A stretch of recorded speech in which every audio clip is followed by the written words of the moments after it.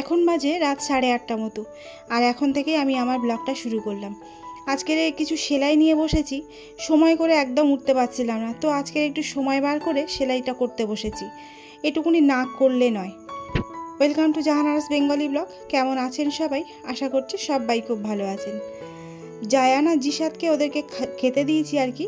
আর আমি যে বাচ্চা পড়াই সন্ধ্যাবেলা, ওদের সঙ্গে আজকে জায়ানকে পড়িয়ে নিয়েছি। আজকে কিছু বাচ্চা কম এসেছিলো, ওই জন্য জায়ানকে একসাথে পড়িয়ে নিয়েছি, না হলে জায়ানকে পরে পড়াই। তো পড়িয়ে টড়িয়ে নিয়ে আর সেলাইয়ে বসেছিলাম। তারপর এখন এটা রাত্রে খাওয়া দাওয়ার পরে তখন 11টা মতো বাজে। আমি ভাবলাম যে শাকটা কেটে রাখি, পরের দিন সকালবেলা রাঁধতে তাড়াতাড়ি সুবিধা হবে। তো যার কারণে শাকটা কেটে নিচ্ছি। এটা আমার এক ছাত্রের মা দিয়েছিল খেতে। আর এটা হলো তার পরের দিন সকালবেলা। বাসি কাজটা সেরে উঠেছি আর ভাতটাও রান্না বসিয়ে দিয়েছি। এদিকে হাজব্যান্ড গিয়েছে বাজারে। আর দেখুন কেমন ঝমঝম করে বৃষ্টি চলে এসছে। আর আমার তো বৃষ্টি ভীষণ ভালো লাগে, তো বসে বসে জানলার ধারে বসে বসে আর কি বৃষ্টি উপভোগ করছিলাম। আর ভাবলাম একটু ক্যামেরা বন্দি করি। এখন কিছু কাজ করারও নেই, জায়ান ঘুমাচ্ছে, জিসাদ পড়তে গিয়েছে। তো বসে আছি, হাজব্যান্ড বাজার থেকে ফিরলে তারপরে রান্না। আর যেহেতু ভাতটা হয়ে গিয়েছে, আর এদিকে দেখুন হাজব্যান্ড বাজার থেকে চলেও এসছে। আমার মাছটা কাটা হয়ে গেছে, এই যে নিহিরে মাছ নিয়েছে, আর যেটাকে লোটে মাছ বলে, আমরা বলি নিহিরে মাছ। তো এটাকে এইভাবে ভাজা করে আর কি রান্না করি। আমার হাজব্যান্ড এই রান্নাটা খেতে খুব পছন্দ করে, আর আমারও খুব ভালো লাগে। একটুখানি নিলে না অনেকটা ভাত খাওয়া হয়ে যায়। অনেকটা কি, আমি তো পুরোটাই এটা দিয়ে খেয়ে নিই। তো রান্নাটা বসিয়ে দিলাম। আর কি হয়েছে জানেন তো, রান্না করতে করতে ভিডিওটা নিচ্ছিলাম, আর নিতে নিতে কিছু কিছু অংশ না ভিডিওটা অন করতেই ভুলে যাই। এটা শুধু আমার সঙ্গে হয় না আরও অনেকের সঙ্গে হয়? আপনাদের সঙ্গে হয় একটু জানাবেন কমেন্ট করে। প্রায় সময় ভিডিও নিতে ভুলে যাই বলতে ক্যামেরাটা অন করি, অন করেও ভিডিওটা অন করতে ভুলে যাই। তো এরকম হয় আর কি। তো যাই হোক, রান্না করতে করতে আমি আজকের আমার সঙ্গে কিছু প্রিয় মানুষদের কথা বলে নেব।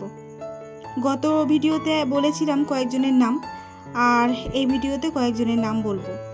আস্তে আস্তে এমন করেই প্রতিটা ভিডিওতে বলার চেষ্টা করব আর কি। আজকের বলবো, আমি গতবারে বলেছিলাম যে প্রিন্স ভাইয়ের কথা। প্রিন্স ভাইয়ের চ্যানেল থেকে আমি আরও কয়েকজন প্রিয় মানুষ পেয়েছিলাম, তাদের মধ্যে কিছু জনের নাম বলবো। তাদের মধ্যে একজন হলো নিতুর কাহিনী, আমার নিতু বান্ধবী। ওকে আমি পেয়েছিলাম প্রিন্স ভাইয়ের চ্যানেল থেকে। তো ভীষণ সাপোর্টিভ, ভীষণ ভালো। ওর ভিডিওগুলো আপনারা দেখলেই বুঝতে পারবেন যদি যান, তো ভীষণ ভালো ভিডিও করে। আর আছেন আর কি রেহান ব্লগের আমার দিদিভাই। রেহান ব্লগের দিদিভাই, উনিও খুব ভালো ভিডিও করেন, আর উনি খুব স্পষ্টবাদী এবং খুব ভালো মনের মানুষ। আর পেয়েছি রেখাস ওয়ার্ল্ডের রেখাকে। রেখা একজন মিষ্টি মানুষ, খুব হাসি খুশি একজন খুব ভালো মানুষ, খুব ভালো মনের মানুষ। আর তার ভিডিওগুলো খুব ভালো হয়, আর সেও খুব সাপোর্টিভ। তো আজকের এই তিনজনের নাম বললাম, আরও পরবর্তী ভিডিওতে আরও অনেকের নাম বলবো। কেউ রাগ করবেন না, আমি প্রত্যেকে যারা যারা আমাকে ফুল সাপোর্ট করে আমি প্রত্যেকের নাম বলবো। এবারে চলে আসি ভিডিও রিলেটেড কিছু কথায়। আমি একেবারে পড়িয়ে টড়িয়ে নিয়ে আর কি চলে এসেছি জায়ানের জন্য একটা ব্যাগ কিনবো আর কি। ওর ব্যাগটা নিয়েছিলাম 3 মাস হলো, বিশ্বাস করুন।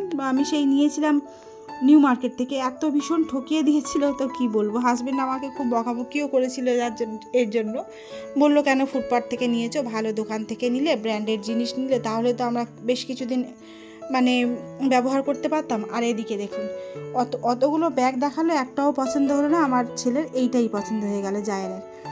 যেহেতু স্পাইডারম্যান আছে, ও তো আবার স্পাইডারম্যান পাগল, তো ওটা নিয়েছে, ওটা হাত থেকে ফেলছেই না কোনো মতে।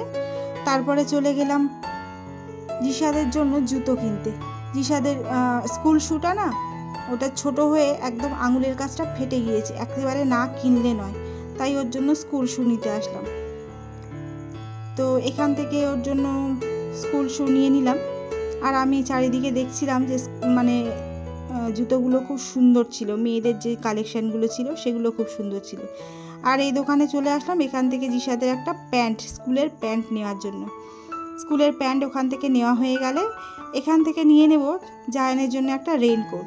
রেনকোট আমি আগে ব্যাগের দোকানেও দেখেছিলাম, কিন্তু ওখানে ভালো পছন্দ হয়নি বলে এখান থেকে নিলাম। এটা হচ্ছে মানে ওই যে খেলাধুলো জিনিসপত্র পাওয়া যায়, তারপর সেলাই জিনিসপত্র এখান থেকে কিনি আমি আর কি। তো এখানেও দেখুন এই স্পাইডারম্যান আর কি রেনকোটটা ওর পছন্দ হয়ে গেল। তো এত স্পাইডারম্যান মানে পাগল, যে যা কিছু লাগে ও স্পাইডারম্যানের লাগে। এখন তো ওর 4 বছর বয়স, এখন তো ও বুঝতে পারে, বোঝে অনেকটা। কিন্তু ও অনেক ছোট্ট থেকে, যখন ও 2-2.5 বছর বয়স ছিল না, তখন থেকেই ও স্পাইডারম্যান করে মাথা খারাপ করতো। তো ওই জন্য আমার হাজব্যান্ড মানে ওর বাবা আর কি ওকে একটা স্পাইডারম্যানের ড্রেস কিনে দিয়েছিল। তো সেটাও ও সব সময় পরার জন্য আর কি, সব সময় পরার জন্য বলে, কিন্তু এই গরমের সময় বলুন ওইসব কি পরানো যায়? তো যাই হোক, এখান থেকে কিছু আইসক্রিম নিলাম, নিয়ে এবারে বাড়ির দিকে রওনা দিলাম। তো চলুন আজকে ভিডিওটা এই পর্যন্ত রাখি, দেখা হবে পরবর্তী কোনো ভিডিওতে। ততক্ষণ ভালো থাকবেন, সুস্থ থাকবেন, এবং আমার আজকের এই ব্লগটি কেমন লাগলো তা জানাবেন। আর প্লিজ একটা লাইক দিয়ে চ্যানেলটিকে সাবস্ক্রাইব করে যাবেন।